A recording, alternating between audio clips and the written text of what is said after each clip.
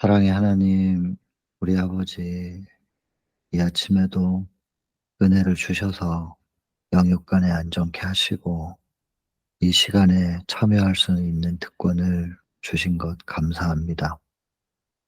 늘 하나님의 은혜가 차고 넘침이 있습니다.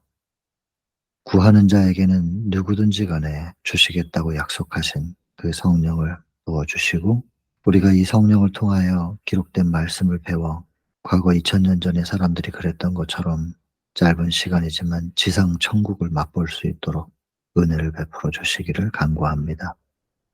시종을 아버지께만 부탁드리고 이 시간을 지켜주실 것을 믿으며 예수님 귀하신 성으로 간절히 기도드립니다. 자, 여러분, 오늘은 호수의 밤입니다. 39장. 지난 챕터에서 우리는 지상 천국을 맛본 사람들, 그 사람들을 기억합니다. 39장과 40장은 이제 연결되는 부분이 있는데 첫 문장부터 눈이 여기에 고정이 돼 가지고 이제 내용을 좀 알고 있기 때문에 그 아래로 시선이 내려가는 것이 쉽지 않더라고요. 왜냐하면 이 호수의 밤은 39장에서 지상 천국을 맛보았음에도 불구하고 사람들이 예수님의 뜻을 전혀 식별하지 못하는 얘기잖아요. 지상 천국, 마음의 천국을 예수께서 건설하시려고 하는데 그들은 끊임없이 이 땅에 육적인 나라를 세우려고 했던 그런 것이라든지 제자들조차도 그 예수님의 마음을 이해하지 못하고 참 주님의 가슴을 그렇게 쓰리게 만들었던 내용들이잖아요. 뭐 내용은 다 아실 텐데 그래서 이 밑에 내용이 좀 마음이 좀 무겁죠. 내용을 보면. '예수님의 마음이 어떠셨을까.'를 생각하면 이제 같이 좀 무거워지는, 그래서 내용을 알고 있기 때문에 더 그랬는지 모르겠지만 첫 문장이 너무나 아름다운 거예요. 그래서 이 첫 문장의 아름다움에 도취되고 여기에 시선이 고정돼서 그 아래에 무거운 내용들을 보고 싶지가 않더라고요. 여러분, 이 첫 문장 한번 보세요. 봄날 저녁, 춥지도 않고 덥지도 않고 적당한 기온이겠죠? 황혼. 봄날 낮의 햇살은 반짝이죠. 그것도 예쁘죠. 그러나 황혼은 부드러운 빛깔일 거 아니겠어요? 봄날 저녁에 너무나 적당한 기온에 황혼의 부드러운 빛깔을 맞고 그 상황이 그려지시나요? 이 회화적으로 기록됐다고 말씀을 여러 번 드리잖아요. 글로 보는 게 아니라 그 당시를 보고 있는 화이트 부인의 계시, 화이트 부인이 글로 그것을 표현했기 때문에 본 것을 기록한 것이기 때문에 문체가 다분히 회화적인 부분이 굉장히 많습니다. 대부분 사실은 회화적인데 우리는 이 글을 통하여 그 계시를 볼 수 있는 거거든요. 그려 보세요. 봄날 적당한 온도에 황혼이면 부드러운 빛깔일 텐데 사람들은 풀이 많은 평지에 딱딱하지 않은 바닥에 앉았습니다. 우리 지난 시간에 공부했지만 예수께서 일부러 그런 곳으로 인도해서 거기에 자리를 잡게 하신 거잖아요. 풀이 많은 딱딱하지 않은 그 평지에 평평한 땅에 앉아서 그리스도께서 준비하신 식물을 먹었다. 여러분, 눈을 감으시고, 저는 이게 눈을 감고 계속해서 되뇌어 봤어요. 봄날 저녁 황혼. 분위기가 어땠을까? 사람들은 풀이 많은 평지에 앉아 그리스도께서 준비하신 식물을 먹었다. 장정만 5천 명인데 그 많은 사람들이 이 평지에 이렇게 그룹으로 나눠서 앉아 가지고 주께서 준비하신 음식을 먹고 있는 그 장면. 봄날이고 저녁이고 부드러운 빛이 은은하게 퍼져 있는 황혼에 넓은 평지가 풀밭이었던 거예요. 푹신했겠죠?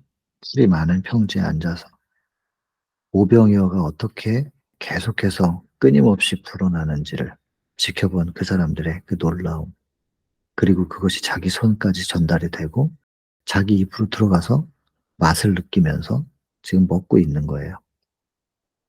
자, 여러분, 이 아름다운 장면, 너무너무 아름다운 장면, 눈을 감고 계속해서 생각을 해 보는 거예요. 봄날 저녁의 황혼에 사람들은 풀이 많은 평지에 앉아 그리스도께서 준비하시는 식물을 먹었다.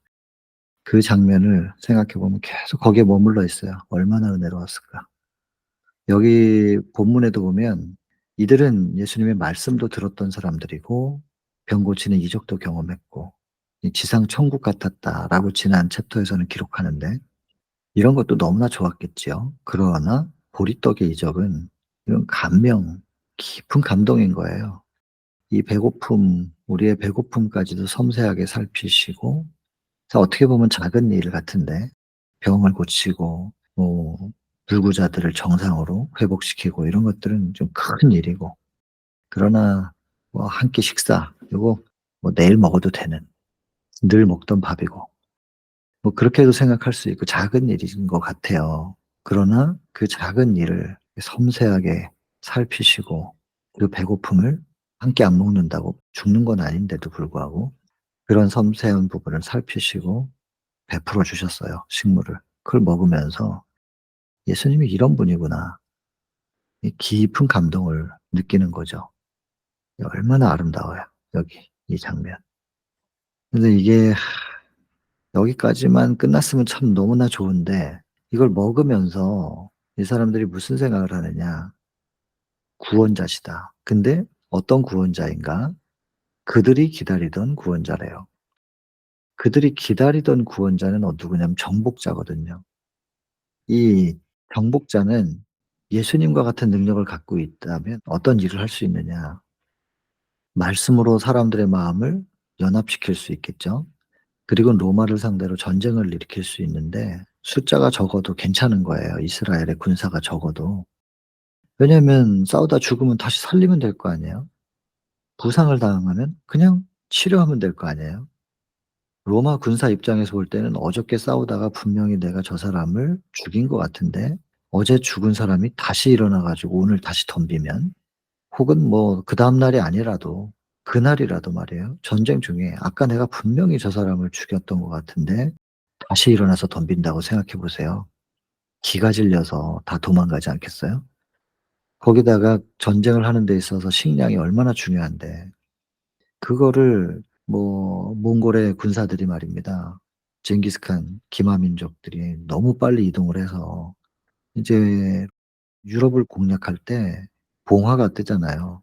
그 연기를 보면서 '아 저기 지금 공격당했구나. 우리 여기까지 오는 데는 내가 있는 곳까지 우리 성까지 오는 데는 한 한 달쯤 걸리겠구나.'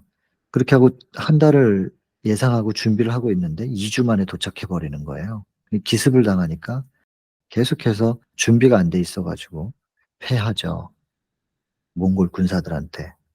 근데 이게 이해 안 되는 부분이 군사들은 말 타고 빨리 간다 그래도 식량을, 몽골 사람들한테 물어보니까 제가 몽골에 있을 때 그분들의 자랑은 오직 그거예요.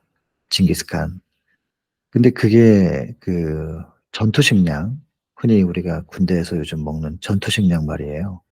그거는 인스턴트 깡통 그 통조림 같은 거, 그런 것은 이제 나폴레옹이 제일 먼저 만들었다고 알고 있지만 그거 아니라는 거예요. 그 사람들 주장은 징기스칸이 먼저 만들었다고. 그래서 고기를 인제 소를 잡아서 포를 떠서 말려 가지고 수분이 완전히 사라지면 그걸 갈아 가지고 고깃가루를 푸대에 넣고 말 안장에 얹고 다녔다는 거죠. 그러다가 이제 냇가가 있으면 그냥 물 떠 가지고 물 끓여서 고춧가루 넣고 소금 넣고 그러면 걸쭉한 고기죽이 되는 거예요. 그거 마시고 계속 갔대요. 그러니까 빨리 이동할 수 있었다는 거예요. 마차가 필요 없고. 그럼 비타민은 어떻게 섭취하냐? 점령하면 거기서 섭취하고 또 달려가고 이런 식으로 해서 빨리 이동할 수 있었다는 것입니다. 전쟁에 있어서 식량은 뭐 너무너무 중요한 부분이니까. 근데 이거 보세요. 오병이요. 이 조그마한 걸 가지고 이 많은, 장정만 5천 이니까 대략 한 2만 명 잡는데 그 많은 사람을 먹인단 말이에요. 이런 능력이 있는 분이면 로마를 점령할 수 있다. 이런 분이 우리의 왕이라면. 그냥 기다리던 구원자예요.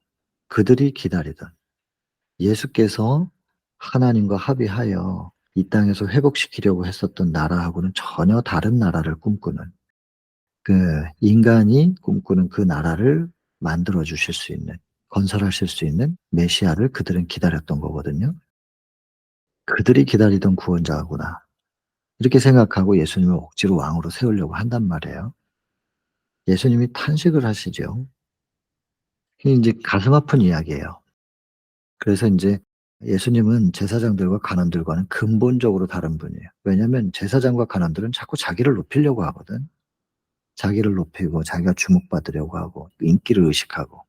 근데 예수님은 그런 분이 아니니까 절대로 자기 스스로는 보좌에 왕좌에 오르시려고 하지 않을 것이다.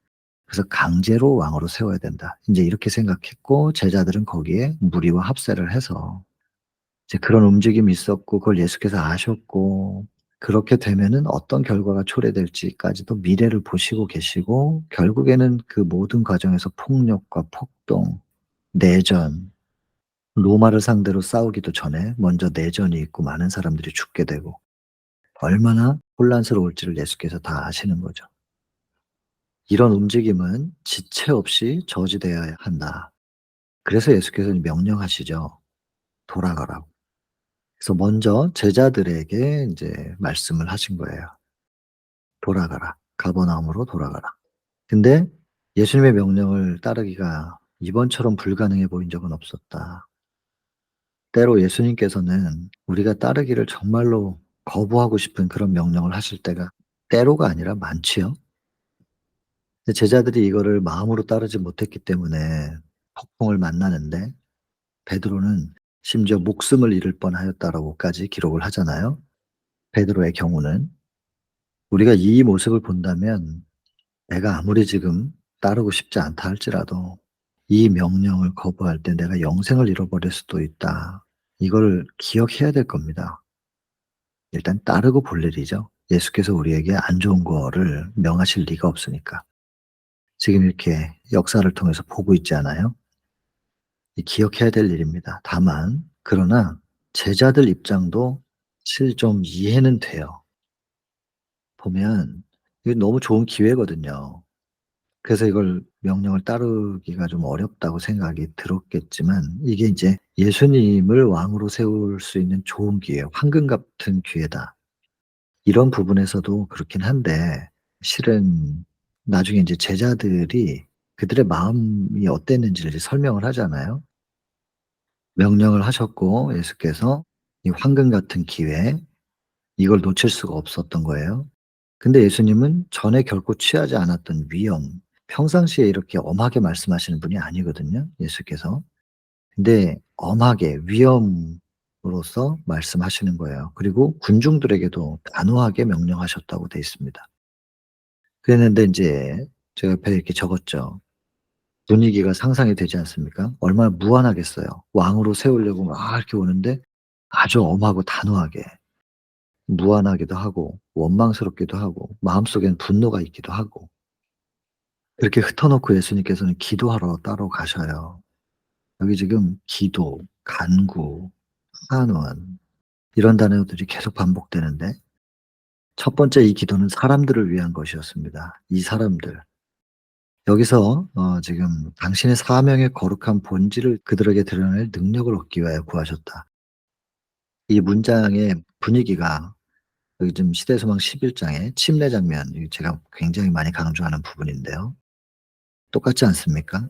침례받고 눈물로 예수님께서 기도하시죠. 하늘을 향하여 고개를 드셨을 때 마치 우주 공간을 관통해서 하나님 보좌에 앉으신 하나님의 눈과 예수님의 눈이 마주치는 그런 간절한 마음으로 기도하시는 예수님의 기도의 내용이 무엇이었는가? 당신의 사명, 당신의 사명을 이 사단에 의해서 타락한 인간의 심령들이 예수께서 이 땅에 오신 그 사명을 이해하는 것과 그 사명을 이해해서 얻을 수 있는 구원의 선물, 그것을 받아들이는 것이 얼마나 어려운 줄을 아시고 그 어려운 일을 감당해낼 수 있는, 뚫고 나갈 수 있는 능력을 간구하셨다고 돼 있는데, 여기 지금 똑같은 기도를 또 하시는 겁니다. 당신의 사명의 거룩한 본질, 사명 또 나왔잖아요. 이것을 그들에게 드러낼 수 있는 능력을 얻기 위하여 구하셨다. 여러분 예수님의 사명이 뭐라고 그때 그랬습니까? 시대소망 11장에는 사명을 던져 놓기만 했고 사명이 뭔지는 나오지 않아요. 근데 16장에 정확히 나오거든요. 시대소망 16장에 성전을 정결케 하시면서 예수께서는 당신이 이 땅에 오신 사명을 선포하고 계셨다. 성소 정결은 예수님의 사명이었다. 그리고 그 예수님의 사명이 무엇인지를 선포했다는 것이에요. 성소 정결을 하면서. 결국에 예수님의 사명은 성소 정결. 오늘날의 성소는 고린도전서 3장 16절 너희가 하나님의 성전인 것과 하나님의 성령이 너희 가운데 거하시는 것을 알지 못하느냐. 더 나아가서 고린도전서 6장 19절 너희의 몸이 하나님의 성전인 것. 육은 아니고 영만이다.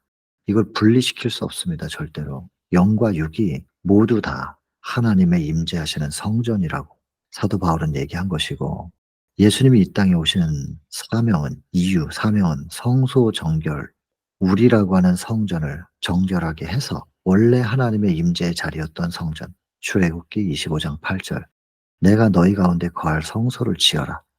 하나님의 임재의 자리인 성전. 그래서 우리는 원래 하나님의 임재, 하나님을 모실 수 있는, 임재하실 수 있는 성전으로서 창조된 거예요. 그래서 우리 안에 하나님이 계셨던 거예요. 창조 때부터. 하나님은 우리 안에, 우리는 하나님 안에, 하나님과 우리가 하나 될 수 있도록 처음부터 그렇게 창조된 거예요. 그런 장치로. 그랬는데 사단이 이걸 더럽히면서 하나님이 떠나실 수밖에 없게 된 것이고 하나님이 떠나시지 않으면 죄와 공존할 수 없는 하나님이기 때문에 하나님의 임재의 빛에 의하여 지성소에 회개하지 않은 죄를 가진 사람이 들어가면 대제사장이라 할지라도 즉사했던 것처럼 정결하게 되지 않은 성전에 하나님이 함께 계시면은 하나님의 임재의 빛으로 성소는 다 소멸됩니다. 그렇기 때문에 하나님께서 속아서 성전을 더럽히게 된 우리 인간을 긍휼히 여기심으로 떠나 주실 수밖에 없었던 거예요. 그 하나님을 다시 모셔드려야 되는데 성소 정결이 되지 않은 상태에서 그분이 오시면 우리가 소멸되니까 예수께서 당신의 신성의 빛을 다 감추시고 그 신성의 모든 걸 하나님께 맡겨놓고 인간으로 오셔서 사람들의 마음속에 성소 정결이 어떻게 이루어질 수 있는지 그 마음의 문을 두드려서 예수 그리스도의 영인 성령께서 들어가실 수 있도록 그렇게만 되면 성령께서 성소 정결을 이루어내시고 그다음에 정리가 되면 "하나님 다시 오십시오. 이제 준비됐습니다." 하면 하나님이 오셔서 임재하셔도 소멸되지 않는 상태로 만들어 다시 하나님과 우리를 하나 되게 하는 이것이 예수님의 사명이었단 말이에요. 근데 이것을 예수님이 이 땅에 오신 궁극적으로는 우리의 구원을 위해서 오신 것이지만 구원이 이루어지기 위해서는 하나님과 하나 돼야 되고 하나님과 하나 되기 위해서는 성소 정결이 이루어져야 되니까 이 땅에서 예수님께서 성소 정결을 위하여 오셨다는 것이 예수님의 사명이라는 것. 이것을 이해하는 것이 얼마나 어려운지를 아시고 시대소망 11장에 그렇게 기록되어 있단 말이에요. 여러분 성소 정결 기별은 예수님에 대하여 이야기할 때 뺄래야 뺄 수가 없는 것입니다. 예수님에 대해서 이야기하고 예수님의 사역, 예수님의 복음에 대해서 이야기할 때 반드시 성소 정결을 우리가 같이 이해해야 되고 이 성소 정결은 마음에만 이루어지는 것이 아니라 육적인 성소 정결까지도 같이 이루어져야 되는 것이기 때문에 여기에 같이 오른팔격으로 붙어가는 게 건강개혁인 거예요. 건강개혁은 이 땅에서 병을 낫기 위한 거 그리고 생명을 연장시키고 삶의 질을 좀 향상시키기 위해서 주신 것만이 아니란 말이에요. 그렇게 국한될 수 없는 거예요. 건강기별은 결국 성소정결 기별의 오른팔 역할을 하게 되고 성소정결이 이루어지면 끝내 구원으로 들어가죠. 근데 이걸 위해서는 우리에게 개혁이 필요하거든요. 개혁 그러면 침례 요한이 떠오른단 말이에요. 근데 침례 요한이 개혁할 수 있었던 거 철저하게 의식주 개혁했잖아요. 그 뭐 지구상의 어떤 사람도 침례 요한만큼 심지어는 극단적으로 보일 정도로 개혁한 사람은 없어요. 개혁적 샘플인데 이 침례 요한이 어떻게 그 젊은 나이에 그렇게 개혁하고 그런 삶을 살 수 있었던 것인가? 우리는 시대소망에서 이미 공부했습니다. 10 장부터. 광야에서 외치는 자의 소리부터 침례 요한의 얘기를 우리는 알고 있는데 높은 곳에서 광야에서 바위산 내려다봅니다. 세상 사람들이 얼마나 악한지를 보는 겁니다. 한식이 나오죠. 그런데 그 악함이 너무나도 크지만 비교할 수 없는 거대한 크기의 하늘이 그 땅에 그 악함을 덮고 있는 거예요. 그 하늘 속에서 하나님의 아버지의 사랑을 봤죠. 그 하나님의 아버지의 사랑이 이 땅의 죄악이 그렇게도 참혹하게 짙은 죄의 빛을 가지고 발산하는데도 불구하고 그것을 하나님 아버지가 사랑으로 다 감싸는 그 하늘을 같이 보는 거예요. 땅도 보지만 하늘도 같이 보인단 말이에요. 그 지평선 너머. 그걸 바라보면서 하나님의 사랑에 대해서 완전히 도취돼요, 침례 요한이. 그리고는 그 하나님의 사랑이 그의 심령을 충만하게 채울 때 침례 요한은 놀라운 영적 경험을 하거든요. 그게 뭐겠어요? 자기 자아를, 자신을 잊어버리는 영적 경험을 한단 말입니다. 침례 요한은 이 하나님의 사랑의 충만함으로 자기 자아를 잊어버리고 철저하게 개혁할 수 있었던 것입니다. 침례 요한이 자기의 의지로 모든 의식주 개혁을 한 게 아니라 하나님의 사랑이 그의 심령을 충만하게 채울 때, 이게 곧 하나님을 마음속에 영접했을 때, 곧 믿었을 때, 믿음으로 말미암아 하나님의 사랑이 우리를 충만하게 채우면 모든 것들이 개혁되는, 그래서 개혁된 혹은 순종된 열매를 맺혀지게 되는, 믿음으로 말미암아 의가 이루어지는 그 경험이거든요. 예수께서 그걸 전하시는 거예요. 이렇게 성소가 정결하게 될 수 있는 것이다. 너희의 의지로 되는 게 아니라 내가 성소 정결을 이룬 샘플로서 살았고 믿음으로 말미암는 의의 모본이셨으니까. 그리고 나의 영이 이제 내 뒤를 따라 걸으려고 시도하는 너희들, 믿음으로 이 발을 한 발 내딛는 너희들의 심령 속에도 내 안에서 이루어진 의를, 믿음으로 말미암아 이루어진 의를 너희에게도 이루어 주실 거야. 이거 말씀하시는 분이거든요. 근데 이것을 믿음으로 말미암아 성소가 정결되고 의와 순종의 열매가 맺혀진다는 이것이 사람들에게 이해되는 게 그렇게 어렵다는 거예요. 세천사의 기별을 그렇게 얘기를 해도 그건 믿음으로 말미암는 의 자체인데, 세천사의 기별은. 세천사의 기별을 말로는 참 많이 말하는데 믿음의 의를 이해하는 게 너무나 어렵다는 거예요. 왜냐하면 이거는 이론이나 지식이 아니니까. 이건 경험과 체험인데 믿음의 의, 세천사의 기별을 경험적으로 아는 사람이 없다는 거예요. 예수님께서 이 땅에 오셨을 때 몇 명이나 이걸 이해할 수 있겠냐. 그리고 이걸 이해해야 구원의 선물을 받아들일 수 있는 건데 이걸 사명을, 예수님의 사명을 이해 못하면 구원을 못 받는단 말이에요. 다 자기가 해요. 자기의 의지로 하고. 이 믿음으로 하는 게 뭔지를 모른단 말이에요. 이 경험이 없어 가지고. 맛을 본 적이 없으니까. 말로는 믿음으로 한다 그래요. 믿음의 의라고 말을 한다니까요. 얼마나 많이 말해요, 그걸.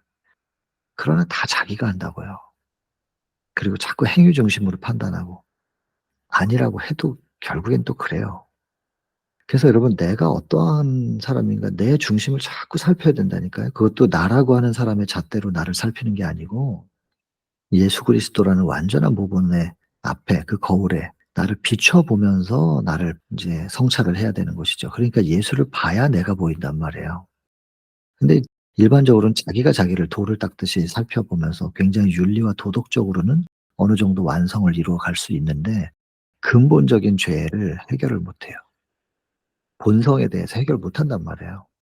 도덕과 윤리로는 극복할 수 없는 영역이 있는 건데 그게 곧 예수 그리스도를 온전히 바라보고 그분 앞에 나를 비춰 볼 때, 그리고 자기 성찰이 일어날 때 진짜 믿음으로 말미암아서 어떻게 그게 극복이 되는지를 경험할 수 있는 거죠. 맛볼 수 있는 건데 거기까지 못 간다는 거예요.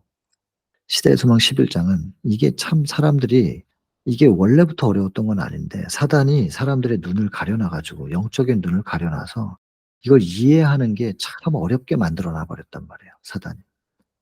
근데 왜 그 당시 사람들이 그걸 이해하기 어렵냐면 성경을 몰라서 그런 게 아니라 성경을 잘못 알아서 그렇다니까요.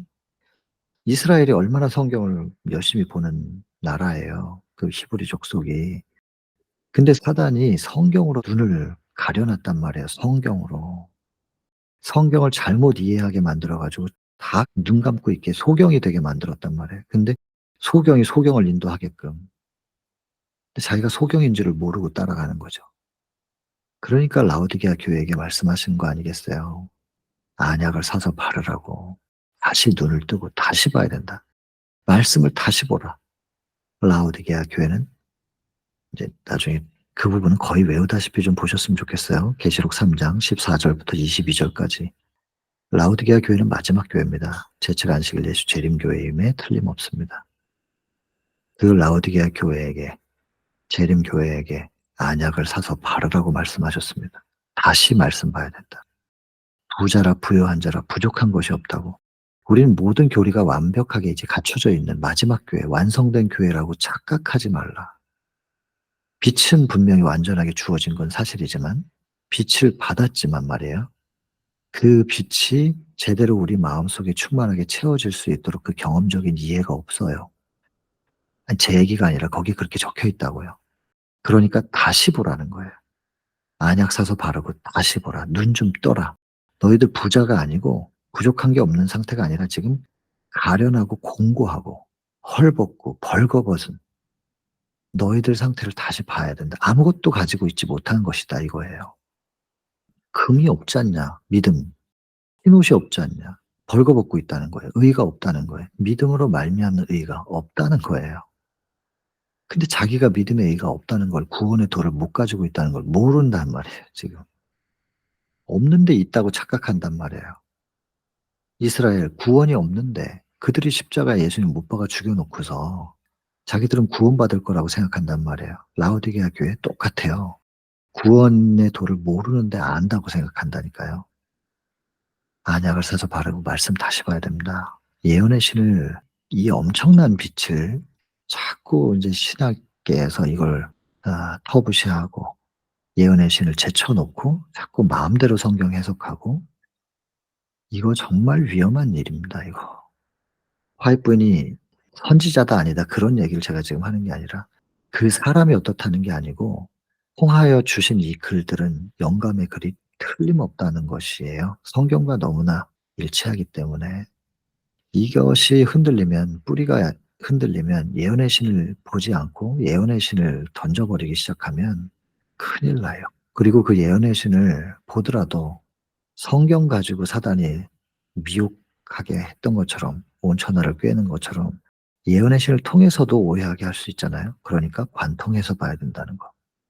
전체적인 맥이 무엇인지를 알고 봐야 된다는 것이죠. 부분 발췌해 가지고 써서는 안 된다는 것입니다. 성령을 구하시면 성령께서 요한복음 16장 13절 진리 가운데로 인도해 주실 것이다 그랬습니다. 성령께서 우리를 바른 진리로 인도해 주실 테니 오직 성령을 구하시고 말씀을 향한 순수한 갈망을 하나님께 드리면 내가 뭐 공부에 익숙하지 않은 사람이라 할지라도 뭐 신학을 전공하지 않았다 할지라도 단순한 진리 가운데로 성령께서 인도하실 테니 믿음으로 성령을 간구하고 따라가 볼 일입니다. 성경과 예언의 신을 같이 차근차근 보면서 천천히 보면서 나아가면 그 매일매일 내 안에 집어넣은 구슬들을 꿰어서 보배로 만드시는 분이 성령이 그 역할을 하실 테니까 어쨌든 다만 예수님의 기도를 볼 때 지금 우리가 말씀드린 성령의 인도함을 따라 구슬들을 꿰어서 보배로 만드는 그 과정이 일반적인 사람들에게는 참 어려운 일이었나 봐요. 그래서 예수님께서 시대소망 11장에도 그것이 얼마나 어려운 줄을 아시고 이렇게 적혀 있으니까.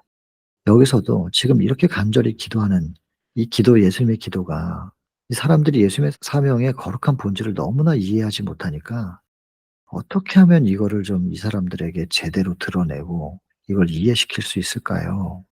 그러기 위해선 능력이 필요했던 거예요. 능력을 주십시오. 예수님이라 할지라도 능력을 달라고 이렇게 기도하고 있는 겁니다. 그러니 저희 같은 사람들 설교하는 사람들이 설교 한 번을 위해서 얼마나 많이 기도해야 될까요?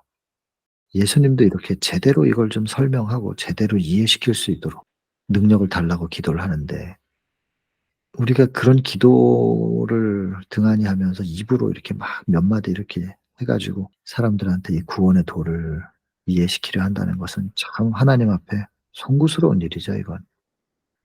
예수님은 본인의 기한이 거의 끝나가는 거 그리고 영접할 사람이 매우 드물다는 거 아셨어요. 그래서 처음에는 이 사람들을 위해서 기도를 하셨고 두 번째는 이제 제자들을 위하여 기도합니다. 이 제자들은 실망할 거니까. 엄청난 기대를 했었는데 예수께서 나라를 세우시고 제자들은 그 한 자리씩 좀 차지하려고 하는 명예욕이 있었겠죠. 근데 결과는 십자가예요. 이게 얼마나 그들에게 큰 실망을 줄 것인지를 예수께서 아시고 미리 제자들을 위해서 기도하고 계시는 것이죠. 그런데 여러분, 이 십자가가 인간적으로 볼 때는 너무나 참혹하고 짓밟힌 듯한 그런 모습이었겠지만 철저한 패배의 모습인 것 같은데, 사실은 이것이 하나님께로부터 진정 인정받는 대관식. 여러분, 이 대관식은 부조화 선지자 1장에서 나옵니다. 사단 앞에서 온 우주 거민들 다 모아놓고 하나님께서 일부러 사단 보라고 왕관을 넘기시는 장면이 부조화 선지자 1장에서 나옵니다. 근데 그때 한번 읽어보시면 나오는데, 그때 사단은 부복해요. 왕관을 받고 예수님께로부터 비쳐나오는 하나님의 영광의 빛이 너무나 아름다워서 부복을 하는데, 그의 사단의 마음속에 자기 자신도 알지 못하는 욕망이 올라오면서 거부하게 만들어요. 그래서 하나님의 이 대관식은 거부당합니다. 그런데 이 십자가가 또 한 번의 대관식이었다. 그렇다면은 하늘에서 있었던 대관식이 십자가를 통해서 다시 한번 이루어진 것입니다. 증명이 되는 거예요. 예수님은, 하나님의 사랑은 이런 것이다 라고 하면서 증명하는 장면인데, 이것 역시도 거부당했거든요. 십자가 거부당했잖아요. 십자가는 그냥 사형시키는 형틀로서만 그 당시 사람들에게 그렇게 인식이 됐던 것이고, 이제 다시 한번 대관식이 필요합니다. 증명하셔야 되거든요. 하늘에서 부자선지자 1장에 있었던 대관식. 사단아, 네가 그렇게 함부로 덤빌 대상이 아니야. 내 아들은 내 아들은 나하고 같은 거야 하면서 대관식 한 번 했고, 십자가를 통하여 또 한 번 대관식 증명하려고 하는 거예요. 네가 함부로 그렇게 할 수 있는 대상이 아니라는 걸. 이제 마지막 대관식, 무엇이 증명될 때 대관식이 한 번 더 남았거든요. 이 마지막 대관식이 이루어질 수 있게 하는 사람들이 남은 무리입니다. 남은 무리가 증명해야 될 게 있는 것이죠. 증명 얘기는 좀 길고 또 그 전에도 말을 했었기 때문에 일단 넘어가겠지만, 아무튼 여러분, 이 대관식은 하늘에서도 한 번 있었고 십자가에서 한 번 있었고 이제 남아있는 게 한 번 더 있습니다. 그 이상은 없을 겁니다. 마지막으로 이제 끝날 거예요. 증명되면. 사단이 더 이상 할 말이 없어요. 참수할 수 있는 게 없기 때문에 끝나는 거예요. 사단도 알 거예요. 그렇기 때문에 그 증명할 만한 남은 무리가 만들어지지 않게 하기 위해서 온갖 노력을 다하는 것이고, 그래서 계시록 12장 17절에 그 남은 무리가 딱 등장하면 사단이 분노해요. 용이 분노해서 바다 모래 위에 서서 완전히 이 남은 자손을 쓸어버리기 위해서 사단이 바람을 일으킬 거거든요. 그 전쟁이 하나 남아 있습니다, 지금. 우리는 그 남은 자손에 속할 수 있느냐 없느냐, 하나님의 계명을 지킨다는 게 무엇인지, 그래서 예수의 증거를 가진다는 것이 어떻게 가지게 될 수 있는 것인지, 믿음의 의가 어떻게 내 안에서 경험되는 것인지를 맛보아 아는 사람들. 그 사람들이 그 사단의 분노의 대상이 될 텐데, 우리는 그 자리에 있어야 되지 않겠습니까? 세 천사의 기별 얘기인데요. 계시록 12장 17절과 14장 12절. 성도의 인내가 여기 있나니. 사단의 엄청난 공격을 받을 때 인내가 필요로 되는 그 대상들. 아무한테나 사단이 공격하는 거 아니거든요. 그냥 잘 먹고 잘 살아라 그래요. 보통 사람들한테는. 즐기면서 살다가 그렇게 살다 죽으면 돼, 너희들은. 이렇게 하는 거예요. 즐겨. 내가 즐길 수 있게 해줄게. 이런 거거든요. 때로는 부자 만들어주고 잘 살아라. 근데 사단이 공격하는 대상이 따로 있어요. 그래서 12장과 14장 사이에 13장, 거기서 삼중연합 나오고 나중에 16장으로 연결되지만, 그리고 14장에서 6절부터는 세천사의 기별이 나오고, 그 세천사의 기별을 가지고 있는 그 사람들, 사단이 맹렬하게 공격하고, 그들은, 그 공격을 받고 있는 그들은 성도의 인내가 여기 있나니, 인내로 버티는데, 그들은 하나님의 계명과 예수 믿음을 가진 자더라. 이 관계를 계시록의 각 장에 이제 연결된 흐름들을 나중에 또 시간이 되면 하시죠. 그래서 그 마지막에 성도의 인내가 여기 있나니 끝내는 야곱의 환난까지 거기서 입증하게 될, 증명하게 될 것이 있습니다. 그리고 나서 승리의 대관식이 일어날 거예요. 그 영광의 대관식을 자꾸 머릿속에 그리는 거죠. 그 자리에 있어야 된다. 마지막 해야 될 일이 있다. 마지막 증명해야 될 것이 있다. 마지막 대관식은 승리할 것이다. 더 이상 사단이 반론하지 못할 것이다. 계속 생각하는 거예요. 그 자리에 내가 또 우리가 있어야 되는데 이렇게 생각하면서 기도하면서. 자, 어쨌든 이 제자들은 십자가 때 격렬한 시험 받을 것이고 그때를 상상하면서 예수님은 이 제자들이 좀 더 준비가 되면은 그때 덜 고통스러울 텐데 이 제자들이 이해를 못하고 있거든요 지금 마음의 천국을. 곁에서 그렇게 옆에서 예수님을 따라다니면서도 계속 이 땅에서 로마를 점령할 수 있는 로마의 세력을 뒤집을 수 있는 그런 제국에 대해서만 초점이 맞춰져 있으니까 이런 제자들이 이런 상태로 계속 가다가는 어떤 고통을 당할지를 아시기 때문에 그걸 생각하는 일만으로도 예수님이 고통스러운 일인 거예요.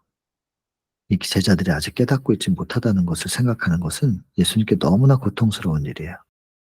왜냐하면 제자들이 당할 그 고통, 그 마음 아픔을 생각하니까 예수님이 같이 느끼는 거죠, 그 고통을.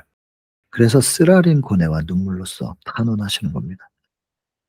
여러분 예수님의 이 기도를 자꾸자꾸 좀 생각해 보시면 좋겠습니다. 예수님이 얼만큼 간절히 '신이 이렇게 간절하게 뭘 구해야 되는 건가?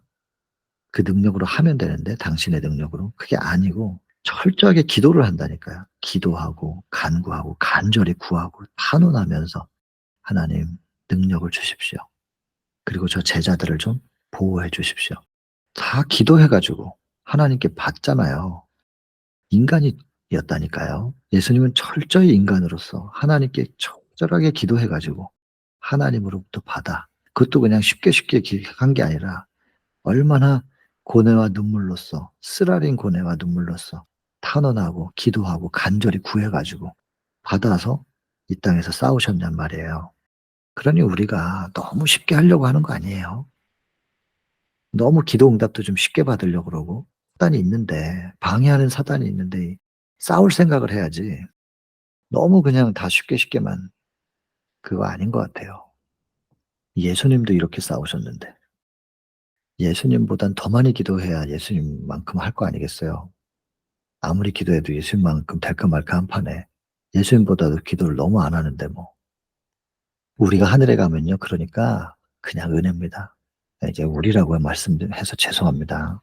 예 그냥 제 얘기인데 다 싸잡아서 그냥 저하고 똑같은 수준으로 그렇게 표현해서 죄송하지만 정말 은혜일 거예요. 하늘에 가면 '이건 정말로 은혜다. 내가 기도한 몫으로 여기 하늘에 올 수 없었을 텐데.' 이 느낄 겁니다. 자 인제 예수님은 기도하시고 제자들은 뭐 기다리다가 인제 떠나요. 그 뭐 마음이 불만으로 가득 차 있어요. 참을 수 없는 불만이래. 참을 수 없는 이렇게 표현하잖아요. 참을 수 없는 불만으로. 그러면서 인제 불신도 생기고 다 이런 마음이 왜 생겨요? 자기들이 얻고 싶은 거예요, 명예를. 예수님을 높이고자 하는 마음이 있었지만 예수님 높아짐으로 인해서 자기들이 높아지고 싶은 거지 정말 예수님이 영광 받는 게 뭔지를 모르고 이 명예욕 때문에. 근데 여기 보시면 좀 이해되는 표현도 있어요. 능력 있는 이적을 행하실 수 있는 선생과 함께 있으면서도 속이는 자들이라는 비방을 받는 것은 제자들로서는 견디기 어려운 시련이었다. 인간적으로 볼 때는 이런 거 좀 이해가 되긴 되지요.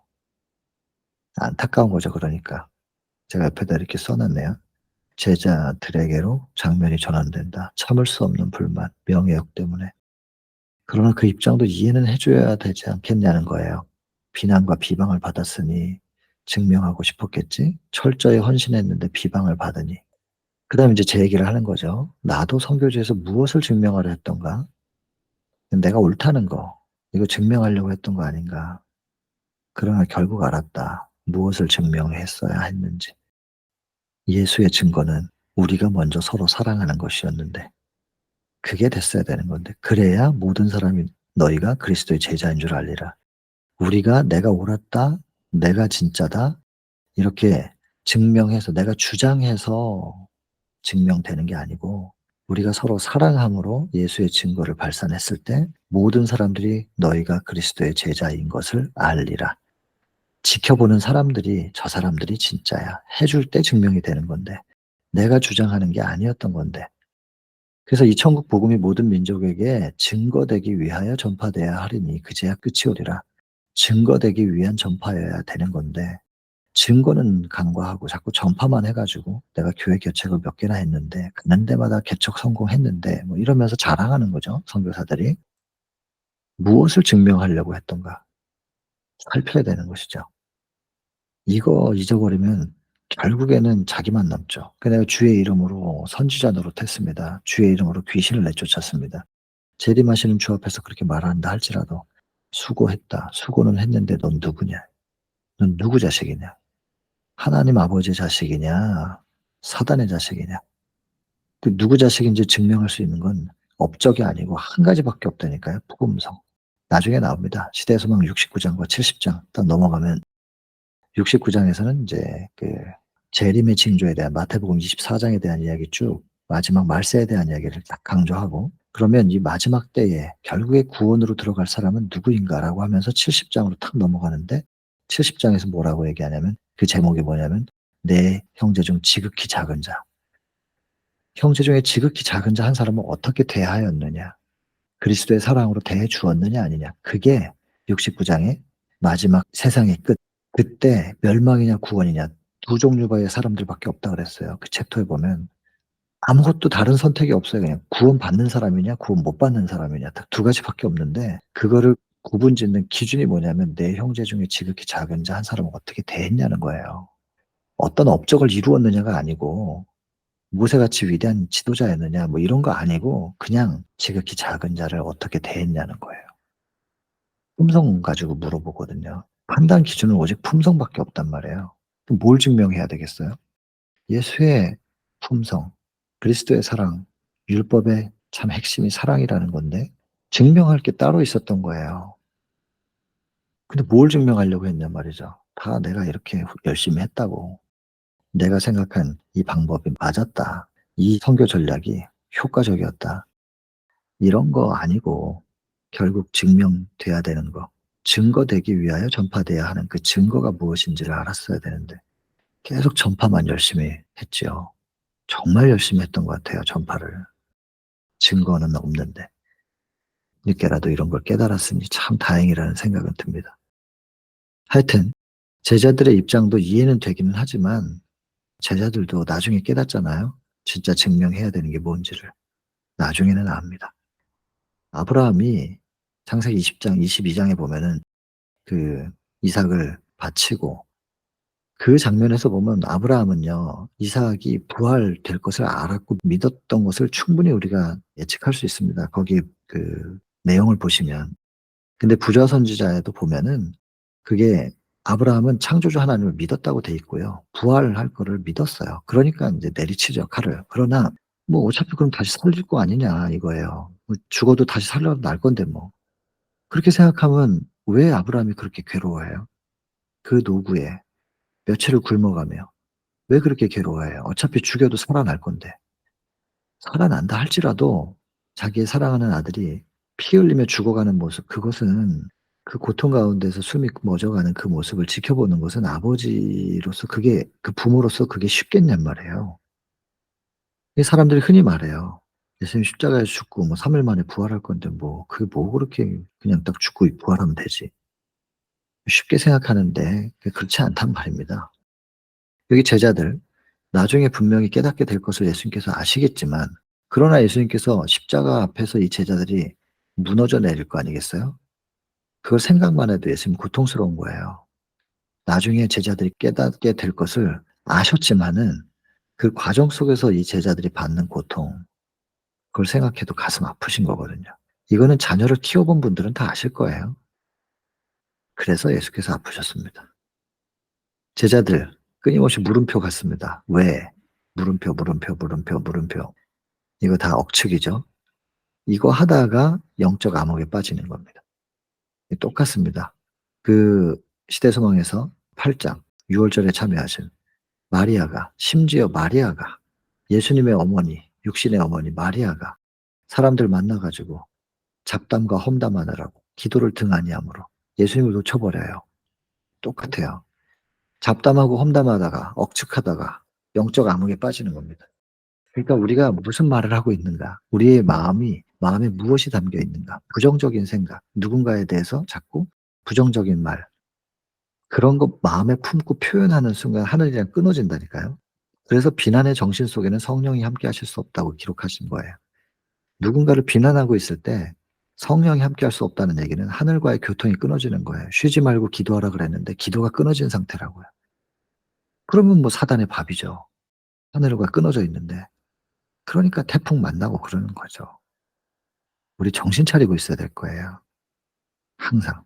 그런데 지금 이 제자들이 만나는 이 태풍은 좀 내용이 좀 달라요. 인제 나중에 좀 보겠습니다. 그래서 이 제자들이 조금 전까지도 지상 천국을 맛봤던 사람들이잖아요. 그리고 예수께서 준비하신 식물을 나눠주는 역할을 했던 사람들이에요, 제자들이. 그 귀한 일들을 했었던 사람들이 그때 불과 얼마 전 몇 시간 전에 있었던 그 사건에 대해서 계속해서 얘기하고 "정말로 감동적이지 않았니?" 이러면서 서로 그런 얘기를 하고 있었으면 피차에 그런 이야기를 했었더라면 안타까움이에요. 그랬었더라면 결코 이렇게 시험에 빠지지 않았을 텐데 다 잊어버렸어요. 싹 잊어버리죠. 축복받았던 거 좋았던 거를 자기가 좀 불만이 생기잖아요. 그럼 그 불만 때문에 그전에 받았던 그 엄청난 축복을 새카맣게 잊어버리는 게 그게 사람이에요. 근데 우리는 이게 글을 통해서 그런 사람들의 모습을 우리가 굳이 깊이 성찰 안 해도 여기 적혀 있으니까 우리가 알잖아요. 그러면 무슨 생각을 해야 되겠어요? 무슨 기도를 해야 돼요? '하나님 제발 저는 좀 은혜를 잊어버리지 않는 사람이 좀 되게 해 주세요. 결정적인 순간에 기억할 수 있는 사람이 좀 되게 해 주세요.' 제가 미리 기도해 놓는 겁니다. 혹시 제가 잊어버릴 수도 있으니까 하나님 제가 미리 기도하고 있는 거예요. 이거 하나님은 잊어버리시지 않는 분이니까 내가 어떤 상황에 대해서 잊어버릴 때 꼭 저한테 기억나게 해 주세요. 여러분 하나님은 기억하셨다가 우리를 깨워 주실 수 있고 기억나게 해 주실 수 있는 분이라고 생각하고 저는 미리미리 기도해 놓는 편입니다. 제가 혹시 이런 거 잊어버리면 꼭 좀 기억나게 해 주십시오. 이렇게. 왜냐하면 옛날에 이 사람들이 자꾸 이렇게 잊어버렸거든요, 한심하게도. 이게 이렇게 좋았던 걸 기억하고 있었으면 그렇게 시험 안 빠졌을 텐데 다 잊어버리는 바람에 그냥 그렇게 시험에 빠졌다 그거거든요. 그래서 요동하는 물 가운데 빠졌고 근데요 이게 인제 요동하는 물 이게 풍랑인데 여러분 우리가 35 장에서 봤잖아요. 예수님이 인제 주무시고 계실 때 갑자기 이제 태풍을 만나는 그 장면이 있었는데 이 장면에서는요 좀 우리가 주목해서 좀 생각해 봐야 될 게 있어요. 그들은 요동하는 물 가운데 빠져 있었다. 제자들의 생각은 격동하고 분별력이 없었으므로 주께서는 그들의 심령을 괴롭게 하고 그들의 마음을 차지할 다른 어떤 것을 그들에게 주셨다. 다른 어떤 게 뭐예요? 그들의 심령을 괴롭게 하고 그들의 마음을 차지할 다른 어떤 거. 풍랑의 위험이지 않아요? 이 문맥상 보면? 그럼 여기서 이 제자들이 만난 풍랑은 누가 일으킨 풍랑인 거예요? 계속 읽어 보면 하나님께서는 사람들이 스스로 무거운 부담과 근심을 자초할 때 때때로 이렇게 하신대요. 뭘 어떻게 하신다는 거예요? 격렬한 태풍이 갑자기 제자들을 엄습하였다는 거죠. 그러나 그들은 태풍을 맞을 준비가 되어 있지 않았던. 여러분 때로 하나님께서 이거 주체가요.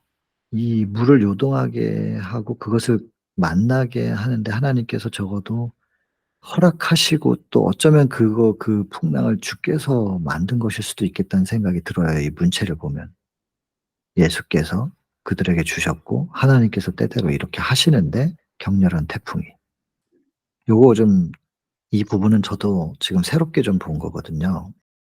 이 태풍들은 전부 사단이 일으킨 거라고 생각을 했는데 제가 여러 주석들을 다 살펴봐도 그렇게만 생각할 수는 없겠더라고요. 그래서 하나님께서 때로 이런 부분들을 이렇게 허락하시는 부분들을 우리가 좀 기억을 좀 해둘 필요가 있겠어요. 전체적인 문맥상 어쩌면 이 태풍은 하나님께서 주셨을 수도 있겠구나. 저는 어쨌든 좀 그렇게 보입니다, 문맥상. 그래서 제가 이 물음표를 했어요. 근데 이 효과가 있었어요. 이것 때문에 그들이 불만스러웠던 거 싹 사라졌잖아요. 지금 당장 이제 죽게 생겼는데 뭐. 그래서 그들은 불만도 불신도 안타까움도 다 잊어버려요. 지금 뭐 그런 거 생각할 겨를이 아니잖아요 지금. 죽고 사는 문제인데. 근데 어떻게 해 보려고 하는데 속수무책이에요. 그때 생각해요. 조금 아까까지도 불신하고 '예수님이 사기꾼이 아닌가?' 이렇게까지 생각했었는데 '선생님이 함께 계셨으면 좋겠다.' 선생님이 계셨으면 얼마나 좋았을까. 35 장에서 잠잠하라 고요하라 했었던 건데, 그래서 구원해 주셨던 것처럼 선생님이 함께 계셨으면 이렇게 생각하는 거예요. 그때 예수님이 등장하십니다.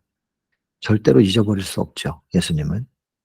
그리고 예수의 눈은 깊은 우수를 띠시고 폭풍에 시달리는 귀한 짐을 실은 배를 쫓아가시는 겁니다. 깊은 우수.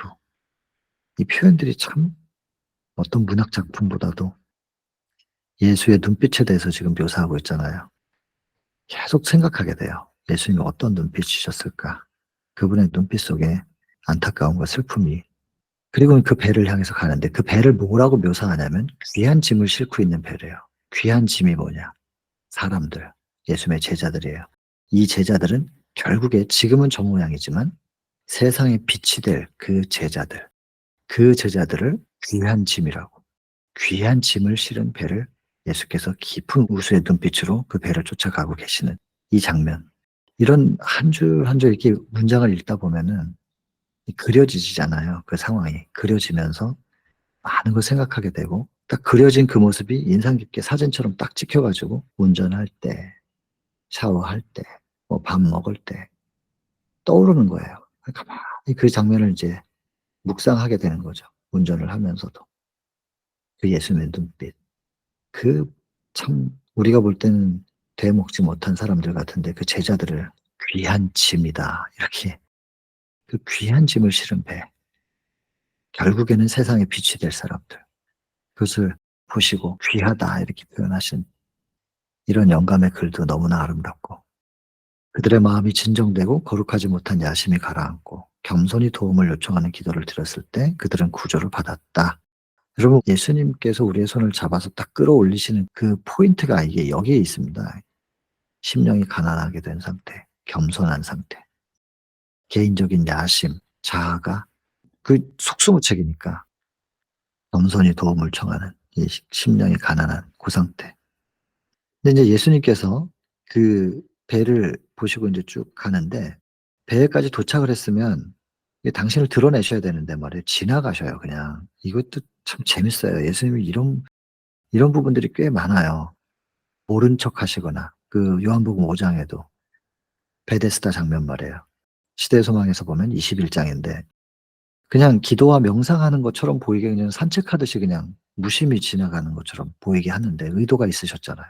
속에 의도가 있는데 그냥 그렇게 보이게 한다니까요, 예수께서. 또 요한복음 1 장에도 보라 세상 죄를 지고 가는 하나님의 어린 양이다. 이제 29 절에 그렇게 침례 요한이 말한 것을 듣고 요한의 제자 둘이 따라가잖아요. 사도 요한하고 안드레가 따라가는데 예수님 기분 너무 기쁘셨대요. 그 시대소망 14 장에 보면은 최초의 제자잖아요. 첫 제자들. 너무 마음에 기쁜데 그 기쁨을 감추고 뭐라고 말씀하셔요. 그 돌아보면서 "무엇을 구하느냐? 왜 날 따라오니?" 그 말이거든요.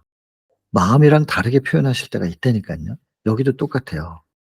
그냥 무심코 지나가는 것처럼 그 제자들이 '뭐 유령인가?' 이렇게 생각을 할 만큼 지나갈 때, 근데 보니까는 예수님이거든. 그래서 "주님이시다." 하면서 주님을 부를 때 예수께서 그때서야 돌아보신단 말이에요. 그럼 예수께서는 마치 그들을 지나쳐 버릴 듯이 앞으로 그냥 지나가신 거예요. 그냥 소리를 지르는 거예요, 예수님 하고. 인제 제자들이 예수님인 줄 알고 구해 주기를 간구했더니 그때서야 "안심하라. 두려워 말라." 그러니 여러분, 예수님 뭘 기다리시는 걸까요? 부르짖음, 간구하는 소리. 이거를 예수께서 기다리시는 거 아니겠어요? 그래서 사도행전 2장 21절 "누구든지 십자가 한 편의 강도라 할지라도 누구든지 주의 이름을 부르는 자는 구원을 얻으리라." 부르는 자. 일단 부르고 볼 일이라니까요. 자기 백성을 저희들의 죄로부터 구원해 낼 자, 구원. 예수의 이름은 구원. 마태복음 1장 21절. 구원. 구원 되신 예수 그리스도. 누구든지 괜찮으니까 불러라.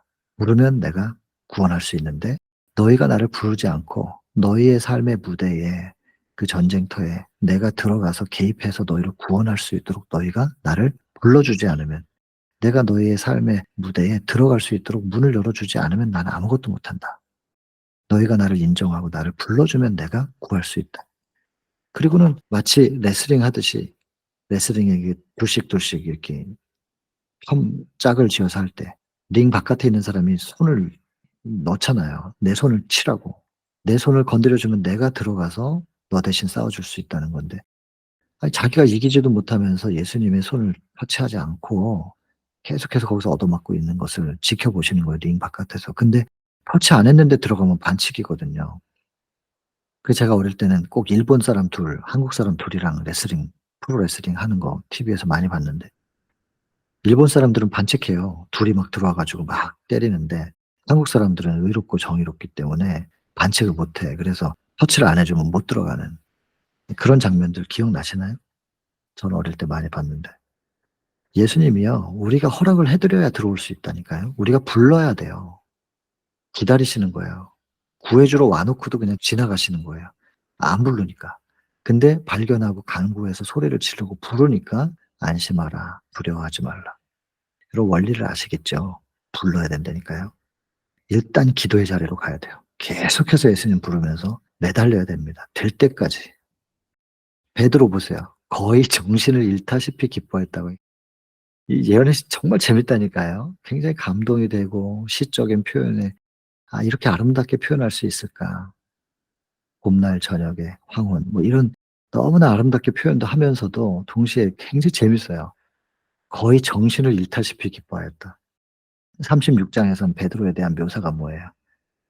항상 말할 준비가 되어 있는 베드로. 혈루증 여인이 만졌더니 "누가 날 만졌느냐?" 아유 예수님 정말 이렇게 많은 사람들이 예수님 옆에서 부딪히고 지금 이렇게 만지고 이렇게 지나가고 있는데 "누가 나를 만졌냐니." 이 다 만졌습니다. 여기 있는 사람들이 다 예수님이랑 접촉하고 있는데 무슨 말입니까? 항상 말할 준비가 되어 있는 베드로. 툭툭 나서 가지고 말을 하는 거예요. 그걸 몰라요? 그 사람들이 예수님하고 부딪히고 있는 거를? 그럼에도 불구하고 예수님께서 "누가 나를 만졌느냐." 하셨으면 그럴 만한 이유가 있는 거 아니에요. 근데 그 이유에 대해서 생각 못 하고 그냥 말할 준비가 돼 있어 가지고 나서길 좋아해 가지고 탁 나서면서 "아유 주님도 참 답답하십니다. 다 이렇게 사람 많은데 뭐." 이런 베드로. 여기서는 거의 정신을 잃다시피 기뻐하였다. 도대체 얼마나 어떤 모습이었을지 상상이 되십니까? 그랬더니 또 흥분해 가지고 "주여 만일 주시어든 나를 명하사 물 위로 오라 하소서." 단순해요. 베드로가 참 단순해요. 근데 이 단순하면 좋은 거잖아요. 단순한데 좀 이게 다듬어지지 않아서 예수님께서는 지금 다듬는 과정인데, 어쨌든 "오라 하소서." 그랬더니 아주 간단하게 대답하십니다. "오라. 와 보라."는 거예요. 그 오라 그래 가지고 발을 내딛었더니 세상에 물에 발이 디뎌지는 거예요. 얼마나 기뻤겠어요. 근데 그 순간 왜 자만하냐고요, 그 순간에. 이런 경우들이 선교지에서 많아요. 제가 그랬어요. 그 엄청난 기적을 경험하고서는 자만해 가지고 예수님이 계속 쳐다보고 계속 걸어갔으면 되는데 뒤를 돌아보는 거예요. 으쓱해 가지고 "니네 나 보고 있니? 물 위를 내가 걷고 있다." 자만했고 뒤돌아보고, 그리고는 뒤돌아봤다가 다시 딱 고개를 돌려서 예수님 보려고 그러는데 사단이 뒤돌아보는 고 사이에, 사단이 가만히 있겠어요? 얼마나 순발력이 좋은데, 자만해 가지고 으쓱해서 예수님을 놓치고 예수님께로부터 돌이켜서 제자들한테 자기 자신을 자랑하고 있을 때 사단이 "요게 기회다." 그래 가지고 파도를 싹 만들죠. 요 파도는 사단이 만든 거죠. 딱 그래 가지고 베드로가 다시 고개를 돌려서 예수님 보려고 그랬더니 파도에 가려서 예수님이 안 보이네. 그 순간 빠지는 거예요. 베드로와 예수 사이에 직접 밀쳐 들어온 요 파도. 그냥 예수님을 놓치니까 빠지는 거죠. 그러니까 예수님께서 "왜 의심하느냐." 여러분, 의심이 무엇입니까? 의심이라는 거.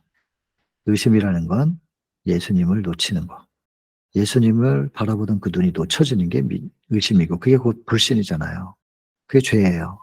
그러니까 여러분 예수님과 끊어진 게 죄라니까요. 그러니깐 이런 원리로 인제 적용을 하면 시편 51 편도 다윗이 회개를 할 때 "내가 주님께만 범죄하고 여호와의 목전에서 죄를 행하였나이다." 죄와 악한 행동을 분리시켜 놓은 이유를 이 여러 군데서 찾을 수 있는 거예요. 의심, 불신, 죄잖아요. 예수님에게서 시선을 놓치는 거, 예수님과 분리된 상태. 요 상태가 의심이고 불신이고 그게 죄라니까요. 그러니까 다윗이 내가 예수님과 분리된, 예수님이 놓지 않은 그 손을 내가 먼저 놓은 그 죄, 그걸 죄라고 말하는 거예요. 그 시편 51편 3 절에 그러잖아요. "나는 내 죄가를 압니다. 내 죄가 항상 내 앞에 있나이다." 죄를 아는 사람이 회개를 죄는 예수님께만 했습니다. 이렇게 말하는 거예요. 주님께만 죄를 지었고 그렇게 주님과 분리되어 있는 상태에서 내가 내 본성이 주님과 분리되니까 내 본성이 나를 다 점령하죠. 그래서 악한 행동이 나온 겁니다. 악한 행동은 죄의 결과. 죄는 예수님과 분리된 상태. 그래서 회개를 할 때는 악한 행동을 계속해서 잘못했다고 말해 가지고는 해결이 안 돼요. 회개는 근본 하나님과 분리된 그 상태에 대하여 돌이키고 다시 예수님과 연결되는 게 진짜 회개인 거죠. 참 회개가 이루어지면 예수님으로부터 다시 연결되니까 그분으로부터 흘러나오는 사랑이 우리 안에 열매를 맺으면 이기심의 열매가 끊어지고 사랑의 열매가 맺혀지겠죠. 의가. 의가 그렇게 맺혀지는 거거든요, 열매로. 그거는 그러니까 누구와 연결되어 있느냐의 문제죠. 포도나무의 비유처럼. 누구와 연결되어 있느냐. 예수님과 연결되어 있느냐, 사단과 연결되어 있느냐. 죄라고 하는 것의 구분점은 거기에 있다는 것입니다. 여기서도 왜 의심하였느냐? 불신이 뭐냐면 예수님께로부터 시선을 놓친 거, 돌이켜 뒤를 보고 자기 자랑했던 거. 예수님과의 시선이 끊어지는 것이 불신이고 그게 죄입니다.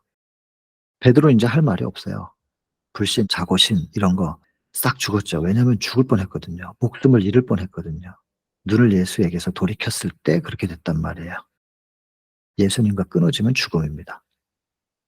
이 베드로와 같이 될 때가 얼마나 많은가. 오늘날 우리에게 적용하는 내용입니다. 읽어보시고.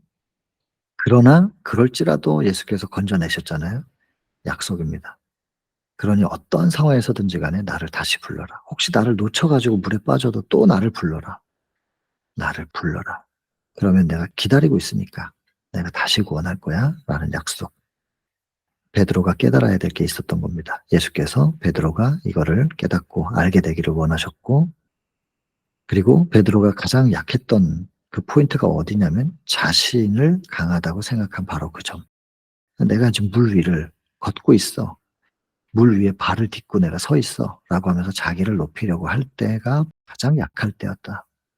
그러면 반대로 가장 베드로가 강할 수 있는 것은 자기의 자아가 없는, 그리고 예수 그리스도만 오직 높이는, 자기의 영광을 구하지 않고 예수님을 온전히 높이려고 할 때가 가장 베드로가 강할 수 있는 때겠죠.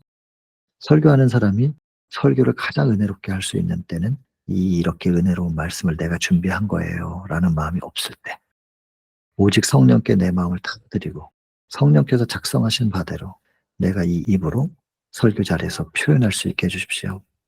오직 성령에 의하여 말씀을 전할 때 가장 그 설교가 은혜롭겠죠.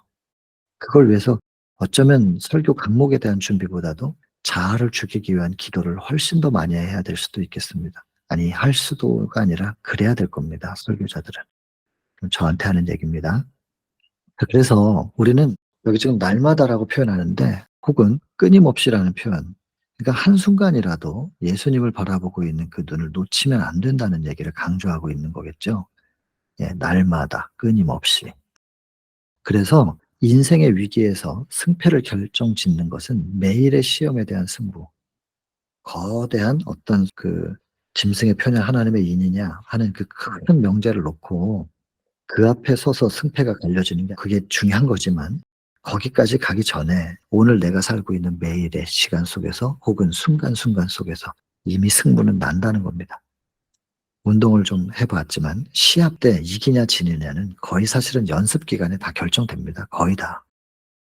연습을 내가 얼만큼 충실히 했느냐에 따라서 시합 때의 그 성과가 나타나게 돼 있거든요. 그래서 이거 영적인 대쟁투도 마찬가지인 것 같습니다. 지금 내가 오늘 나한테 일어난 이 작은 싸움에서 어떻게 믿음으로 이겨나가느냐에 따라서 나중에 큰 틀, 큰 시험 앞에서 짐승의 편이 하나님의 인이냐라고 하는 그 갈림길에서 승리할 수 있는 것은 오늘의 순간들이 쌓여서 티끌모아 태산이라고 아마 그렇게 될 거겠죠. 그래서 날마다 끊임없이 예수 바라보기를 놓쳐서는 안 되겠다. 사실은 단순한 거죠. 예수 바라보기. 그거 외에 뭐 신학적인 굉장히 어려운 구원의 도라는 게 없다고 저는 봅니다. 오직 예수 바라보기. 사람들은 얘기합니다. 나는 내가 믿어온 분을 안다. 아무것도 하나님과 그 말씀에 대한 나의 믿음을 흔들어 놓을 수 없다고 말할 수 있는데, 나는 유전적이거나 개발된 품성의 특성을 이용하여 자신의 필요나 결함에 눈이 멀도록 계획하고 있다. 사단의 계획이 있어요.